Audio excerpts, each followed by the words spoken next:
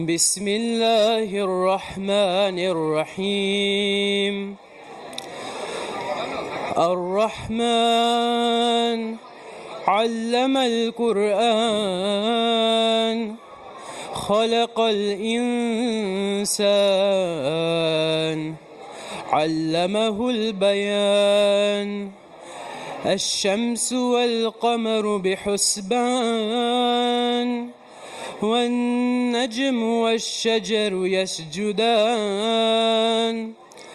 والسماء رفعها ووضع الميزان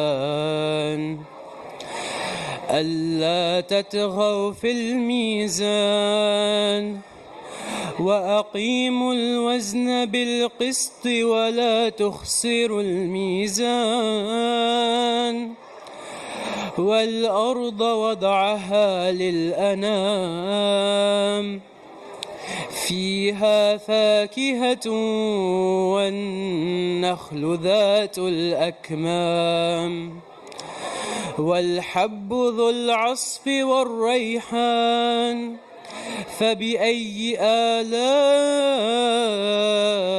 ربكما تكذبان؟ خلق الإنسان من صلصال كالفخار وخلق الجان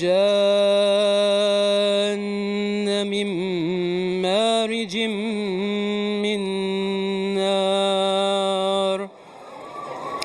فبأي آلاء ربكما تكذبان؟ رب المشرقين ورب المغربين. فبأي آلاء ربكما تكذبان؟ مرج البحرين يلتقيان بينهما برزخ لا يبغيان. فبأي آلاء ربكما تكذبان؟ صدق الله العلي العظيم. صلوات الله.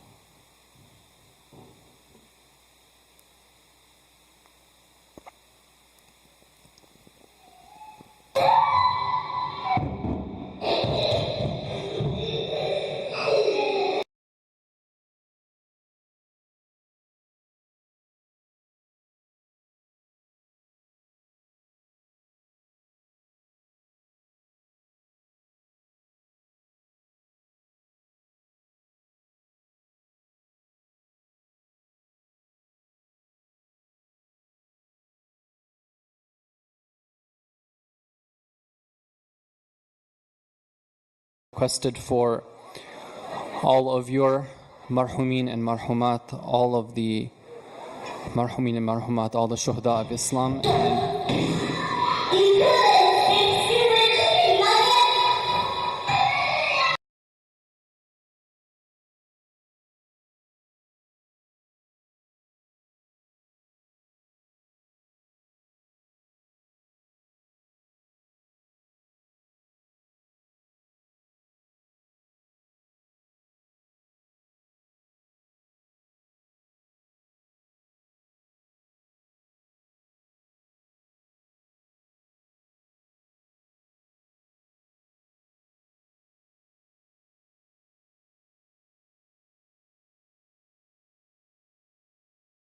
الحمد لله رب العالمين، لا حول ولا قوة إلا بالله العلي العظيم. والصلاة والسلام على أشرف الأنبياء والمرسلين وخاتم النبيين والسيد المرسلين أبي القاسم محمد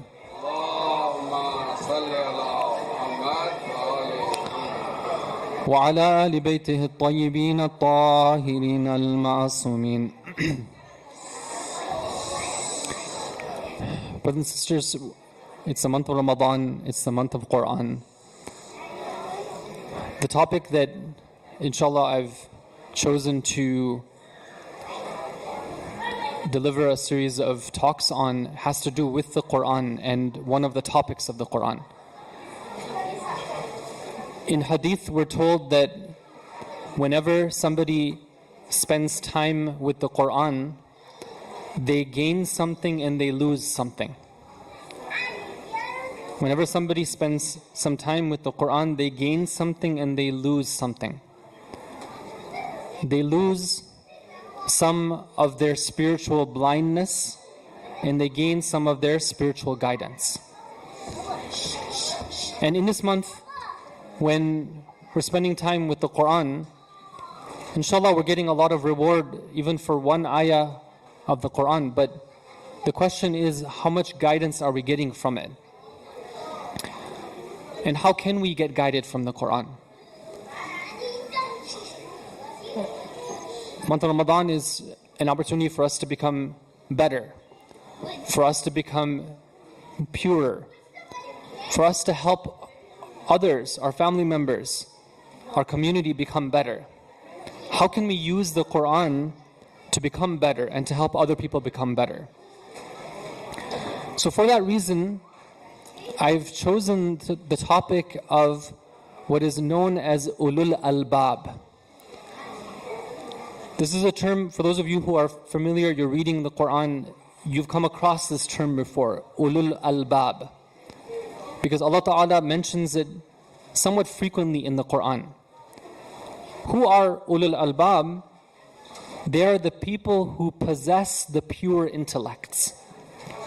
Now sometimes when we come to these type of terminology and we come to these type of terms, people are like, whoa, okay, you're describing something which is like, that's really like high level, right? That's like for the elite believers, right? Possessors of pure intellects. I'm just a normal, average Joe mu'min, right? This type of thing for possessors of intellects, whatever, that's kind of, it's too high level for me, right? I want to tell me about stuff that's for my level.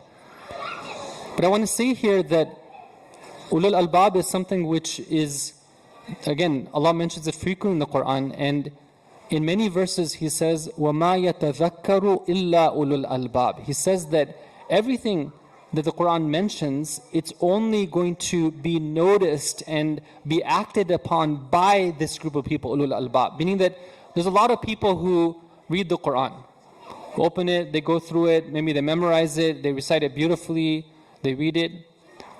But those who actually take from the Quran are the people who are known as Ulul Albāb, the people of the pure intellects. Now, what's interesting is that when we go through the Quran, we see that Allah doesn't just say that, oh, by the way, you should FYI, there's a group of people who are Ulul Albāb. Allah describes the characteristics of this group of people. What kind of people are they? Right? Who makes it into that group? And beyond that, Allah describes how we can take the path of becoming the people of possessors of pure intellect. So there's a whole path of guidance in the Quran for who they are, what's their characteristics, and how to achieve and attain that status of possessing a pure intellect. So it's a very interesting and fruitful discussion. When I'm looking around the room, I see many people who are parents or are future parents or grandparents, and they're involved in one capacity or another in helping others develop and flourish. And this discussion of Ulul Albāb is super important. Why? Because when we're trying to understand, well, what is my goal in terms of raising my child? When will I know when I've done my job, or when is it that they've attained success? This is one of those key criteria that's mentioned in the Quran. That if you can raise a child to have an intellect which is a pure intellect, then you've done a good job. So this is a key thing. And inshallah, throughout the course of our discussion, I'll be mentioning some examples of what that means. But for tonight, I wanted to explain this concept a little bit more, because there's a lot of different takeaways that each one of us could come up with from this term. If I were to ask this room and say, well, what does it mean to possess a pure intellect, right? Somebody might say that, well, it means that you could, for example, quote from, I don't know, a whole bunch of literary sources because you're a very well-read person. Somebody else might say that you should be able to reason super logically and defeat any argument that comes your way and prove your points. And somebody else might say something else. So it's very important and instrumental for us to understand what's meant by this concept. So when we go to the concept of intellect in Islamic sources, intellect doesn't mean just any idea that something to do with the mind or thinking or rational. There's a very specific meaning of intellect. Okay, what does intellect mean? Or aql or lub? Because ulul albāb, the word in Arabic, albāb is the plural of the word lub. So ulul albāb, ulu means possessing. So the word lub or the word aql, they refer to intellect. And there's some differences, but I don't want to get into that right now. And intellect is something that helps us to understand reality and determine the best course of action. So there's two components. One of them is understanding what's right, what's the truth, and distinguishing that from what's false and what's wrong. And number two is being able to figure out what to do in every course of action.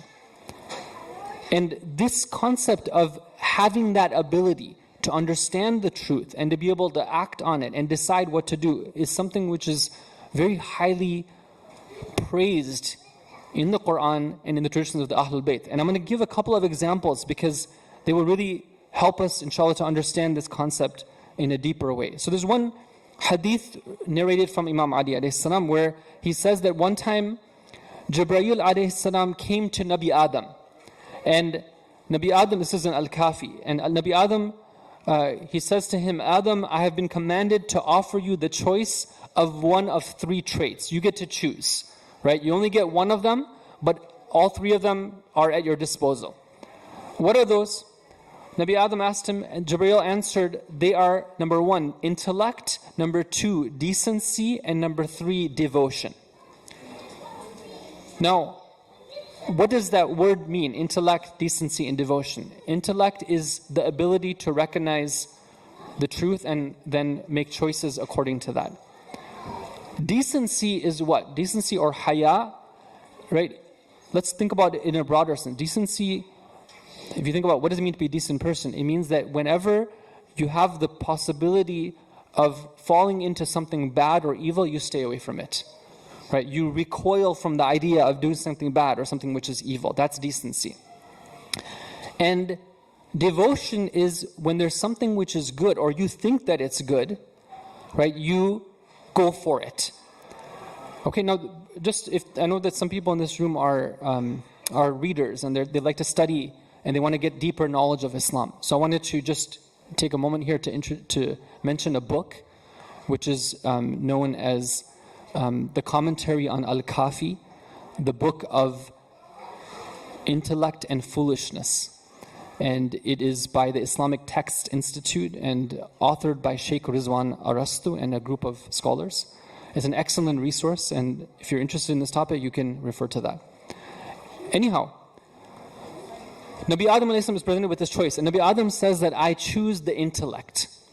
And then Jibreel says to decency and devotion, he says, go away, because Nabi Adam has chosen the intellect. But Allah orders and says to them, and they say to Jibreel, we've been ordered to remain with the intellect wherever the intellect is.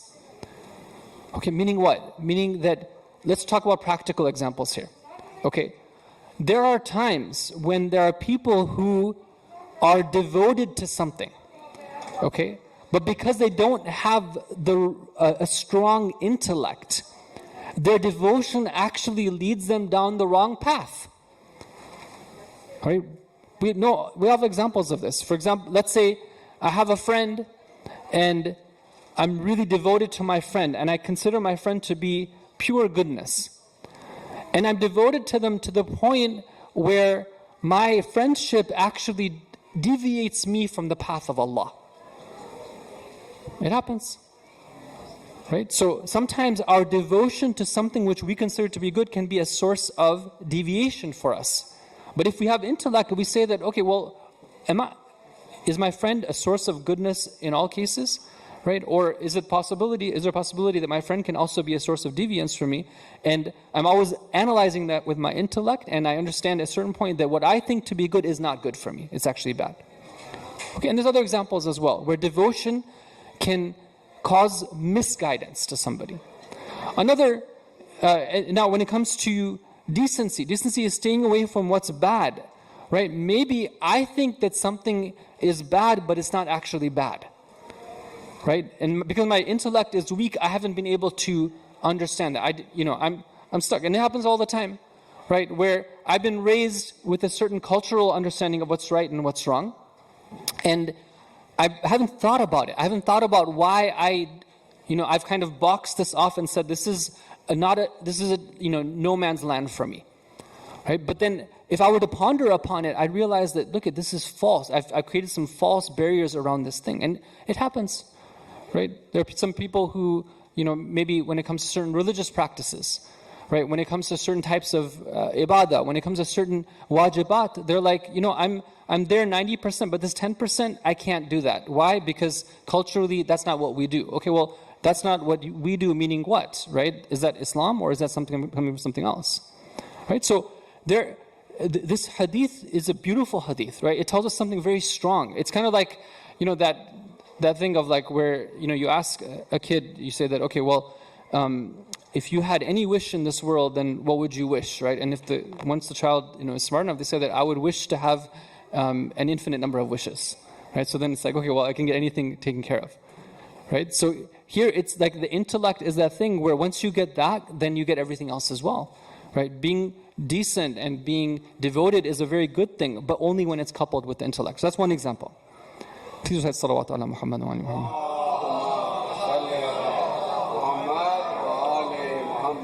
In another hadith, the Imam alayhi salam tells us that when somebody has an intellect, the sleep of one who employs his intellect is better than a fool's vigil. What does that mean? It means that there can be somebody who is staying up the nights, for example, and they're worshiping Allah, and they're engaging in the night prayer, but they're not doing it with an intellect. And there's somebody else who is sleeping at night and they're doing it with the intellect, and in Allah's eyes, that person is better, even though the other person is like taking so much trouble to, like, let's say, engage in the night ibadah and all that. Now, of course, right, we learned about the night ibadah from the Imams alayhi salam, and they themselves used to obviously, spend a portion of the night in conversation with Allah. That was their anchor, and they used to love it, right? And something which is very beautiful. But what the Imams alayhi salam are encouraging us to think about is that ibadah is something which needs to be looked at in the greater context. Sometimes somebody's choice of ibadah, at times there's a need to supersede that with something else. My mom is calling me, for example, and she needs something from me, and I'm doing my mustahab prayer, right? I'm supposed to break my prayer and attend to the need of my mother. That's my responsibility at that time, right? It's very important. My family, let's say I'm in the habit of, I'm a masjid regular goer, right? I'm there in the front row every single night, right? I'm a fixed part of the masjid culture. But as a result of that, I never have any family time, right? I haven't had a single iftar at home with my family. And the month of Ramadan, which is meant to be a time of strengthening our bonds and creating blessings for our family and our homes, right, we lose out on that opportunity. Maybe I need to rethink and say that, use my aql, right, and say that, okay, well, this is good, but this is better. Sometimes I can show up late for the center, or I can maybe even skip the center program. Maybe, I don't know, right? I need to think about it and really determine what is the best course of action. And the Imam ﷺ continues. He says that the one who employs his intellect to remain homebound and sedentary is better than the journeying of a fool in God's service. Okay, now this is super interesting here. The Imam ﷺ is saying that there might be somebody who has an opportunity to go traveling. Maybe they need to earn a living, right? So they have a great job opportunity that opens up, and they have to live, they have to commute, they have to live, let's say, at a distance from their family, but it's going to bring in like huge cash and whatever, everything's all set up, right? So there might be somebody who says that, okay, I'm going to jump on this, right? It's an opportunity of a lifetime. And somebody else says that, I'm using my intellect here, I'm weighing my options, and even though I see an opportunity to gain financially from making this choice, I see that the overall effect on, let's say, my family and my faith, right, is going to be something which does not justify me taking that offer. Now, sometimes, this question comes up that, tell us the practical teachings of the Ahlul Bayt. Now, what is more practical than this? Right? Like, imagine that to this level, the Imams are giving us examples of like traveling versus staying home, of staying awake in vigil at night versus sleeping. And of course, these are symbols, right? It doesn't mean that this is the only example. There's so many other times where we're making choices, right? I can work those extra 2 hours and, let's say, climb up the ladder twice as fast. Or I can take it a little bit slower, do my thing, right? But avoid becoming, what do they say, a wage slave? Right? I'm gonna reject slavery. I don't want to become a slave, and I'm gonna spend those 2 hours with my home and bonding with my children and my family. Right? These are things that we need to think about. Right? Sometimes children, when they open up about their wishes, right? They say that I only wish that for example, my father could spend some more time with me. Right? This is when they're young, right? And when they get a little bit older, then they won't wish that anymore because that hope has now been destroyed. And they go looking elsewhere for that comfort and that company. Right? And that's when the problems begin. So we're making choices all the time. Right? We're making choices all the time. And the person of the intellect is one who's able to measure the different options that are presented to them and be searching for that right choice. And this is something that Allah Ta'ala gives them. Why am I saying this? Because I'm enticing you, right? This is the beginning of my series here. I'm trying to throw out like some candy here, right? Trying to make it interesting. Like this is something which we need to know, right? It's intriguing. It's intriguing that somebody can be given that type of power to be able to discern and understand the truth and what's right and what's wrong. Sallu ala Muhammad wa ali Muhammad.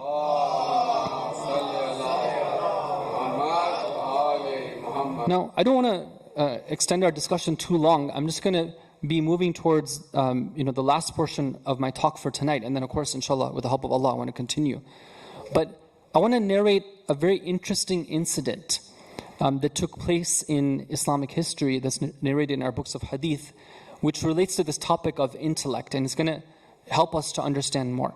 So, we have an ayah in the Quran which is from Surah Ali Imran, which I want to mention here at this point right here. And I know that some people maybe aren't so familiar with like the ayahs of the Quran. They haven't memorized them, and it's hard for them to follow. So just an idea that if you go to lectures like this where it's centered around the Quran, it's a good idea to have your own Quran with you, or to have your app, your favorite app that you're pulling up and you're trying to see and note. It's amazing how sometimes Allah makes it in a way where, we listen to a lecture and 10 years later we don't remember anything that person said, but we remember that ayah. Right? The ayah sticks with us. Right? So this is something that I just want to encourage everyone. This is from Surah Ali Imran, ayah number 737. Allah says, "A'udhu billahi minash shaitanir rajim.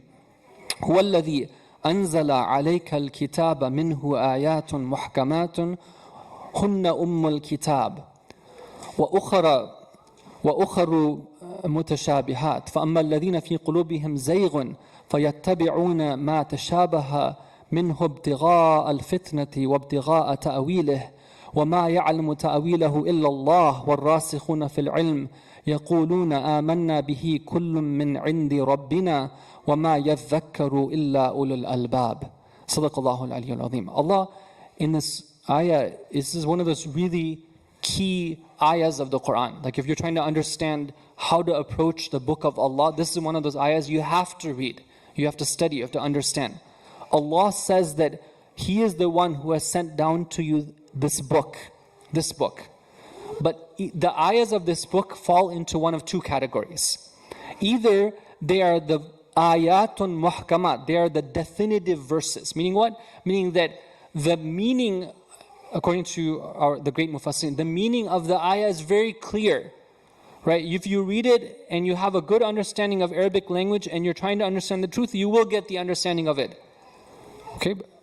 Of course, it doesn't mean that simple meaning. The Quran has layers and layers of depth, but the meaning is something that you can derive. And then there are other ayat in the Quran which are metaphorical. Right? They have different meanings that you could take from them. You have to approach them carefully. You can't just come with it and say that, oh, this is what it means and for sure, and I got it, I'm going to move on. No, you have to approach them very carefully. Right? There's a technique for understanding it, but you have to go about the right procedures. Then Allah says, as for those in whose hearts is deviance, they have corrupted hearts, they pursue what is metaphorical in it, courting temptation and seeking its interpretation. But no one knows the interpretation except Allah, and those firmly grounded in knowledge, they say, we believe in it, all of it is from our Lord, and no one takes reminders except those who possess intellect. So the last part of this ayah has to do with our topic. It talks about Ulul Albāb. Now the hadith says the following. It's from one of the companions named Yunus ibn Dabyan, and he's talking to Imam Sadiq alayhi salam. He says that, "O Imam, I went to this gathering, and it was a gathering where the head person was Imam Malik. You know, the one who the Ahlul Sunnah consider to be an Imam, right? They're one of the four Imams, Imam Malik ibn Anas. So he says that Malik was there with his followers. And I was there, I just wanted to, see what it was like. I was hearing their conversations. So he tells the Imam that I was shocked by what I heard.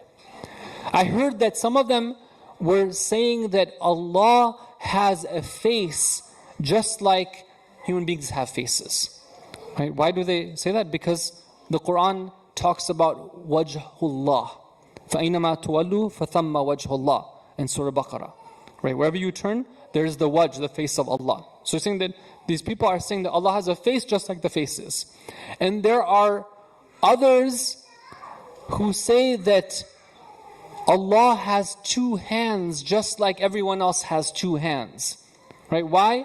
Because the Quran says, quoting Allah, that when Allah is talking to shaitan, that say salawat please. He says, Ya Iblis, ma mana'aka an tasjuda lima khalaqtu biyaday astakbarta am kunta min al-'alin in Surah Sad, that, O Iblis, right, why are you refusing to prostrate, to do sajda to the one I created with my own two hands? Right? Quoting from the Quran here. So he's saying that some people are saying that Allah has a face. Some people are saying that Allah has two hands. When the Imam hears this, the hadith is very interesting. The hadith says the Imam he was in a relaxing position, but he sat straight up. Straight up. And he's like alarmed by what he hears. And he says, Allahumma afwaka afwaka. Oh Allah, we seek your pardon, we seek your pardon. And then the Imam alayhi salam starts to explain it. He says that if somebody says that, they've done shirk with Allah. If somebody has said that Allah has limbs and organs, then they have done kufr of Allah, meaning that they're believing in Allah which is not Allah, right? And he says Allah is exalted beyond what they claim. And then he goes on to explain. He says that the wajh of Allah, meaning that if you want to find Allah, right? When you want to identify somebody, you look for their face. Correct? right? Why is it that, facial ID is so important? Because the face is what's unique, right? The face is what represents. So when you want to find someone, you look for the face. And he says, if you want to find Allah, the face of Allah is in the prophets of Allah and in the awliya of Allah. That's where you find Allah. They've taken the wrong meaning altogether.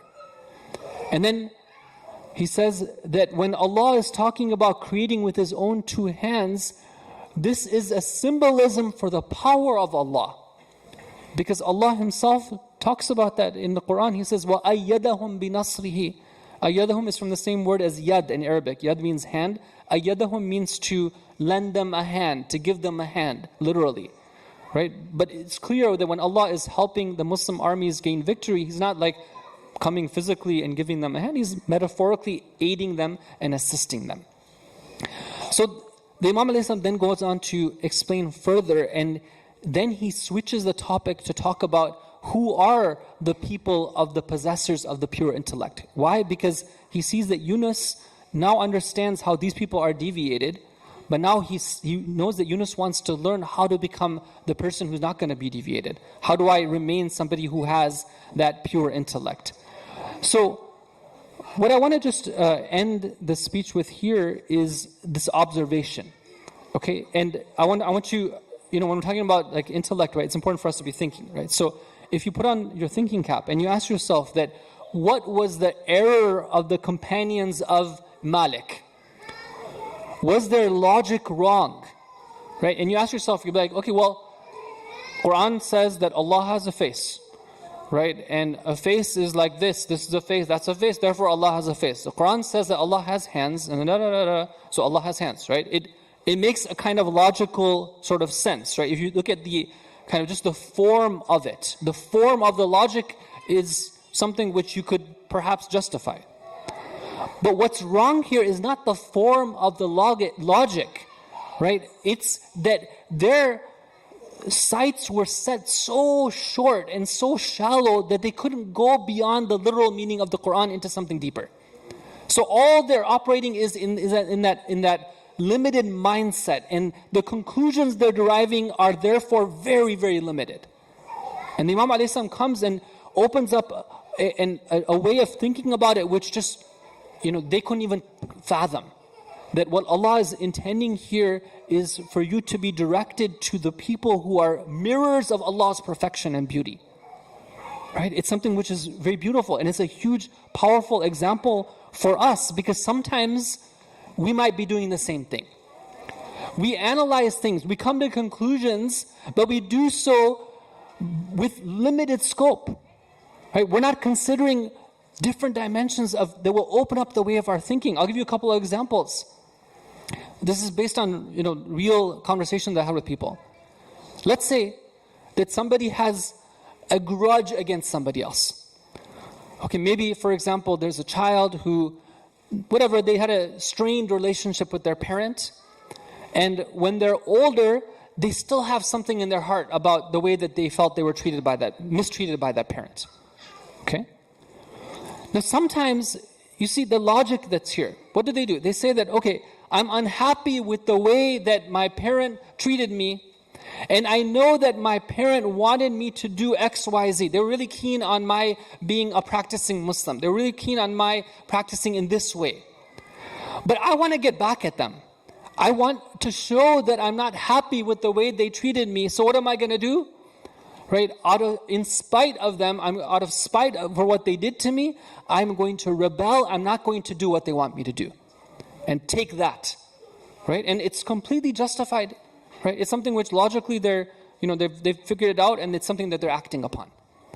Okay, and if we look at it, say that, okay, that person is feeling this revenge and they want to... Now, what the parent did, right, is not right. Right? A child should never grow up with that type of feeling against their parents. The parents should have taken a different approach when they wanted to guide their children. But let's say it happened. Now, that child has grown up, and now they're adults and they're thinking about it, and they have this type of logic, right? We go to them and say that, look at, right, you might have this types of feelings, but can you, for a minute, analyze your own logic? And ask yourself this question, that whom are you really hurting here? Who is the person who's suffering through your choices? Is it your parent or is it yourself? Right? Everything that your parent was encouraging you to do, it wasn't for their own benefit, right? After all, they wanted something good for you. Now, maybe their method wasn't the best method. Maybe sometimes even the stuff they wanted from you wasn't right. But now, right, you have to look at it objectively and say, is this something which actually was good or not? Sometimes we think, we have this tendency, human tendency, where we say that when we don't like someone, then them and everything about them becomes bad. Right? And when we like something, them and everything about them is good. But that's not the case. Sometimes there can be somebody who might have, let's say, the worst of akhlaq, the worst of this, right? But they were very good at one thing. Maybe they were very generous, right? Fir'aun, in the Quran, Fir'aun was a tyrant. He was a XYZ. He was this, he was that. He fought the Prophet. He did all these things, right? But he was known to be a generous person. So do we say that, okay, because Fir'aun was generous and we don't like Fir'aun, therefore we don't like generosity as well? Obviously not. Right? So this type of logic is very short-sighted. Right? I need to be thinking that if I really want to settle things with them, maybe I need to have a conversation with them. And say that, Mom, Dad, that I just wanted to let you know that these some things are in my heart. And sometimes just by telling them, it can just do so much healing. In another case, I might say that, you know what? I'm going to take my complaint to Allah. Right? I'm going to pour out my heart to Him. And it's amazing how that 5-minute conversation can have such an impact in healing our hearts. And we can come out of that feeling like new people. So this is just one example of how not having a proper way of analyzing things can lead to our making bad decisions. You saw how the Imam a.s. was telling Yunus that these people are like this and like that, and he showed them a different way of thinking things, and that's something that we can look at as well for ourselves. Again, this is the month of Quran, and our topic is Ulul Albāb, the possessors of pure intellect. Inshallah, with the help of Allah Ta'ala, in the future nights, we'll look at some of the characteristics of the people of the intellect and how to achieve them. Wa sallallahu ala Muhammad wa alihi at-tahirin.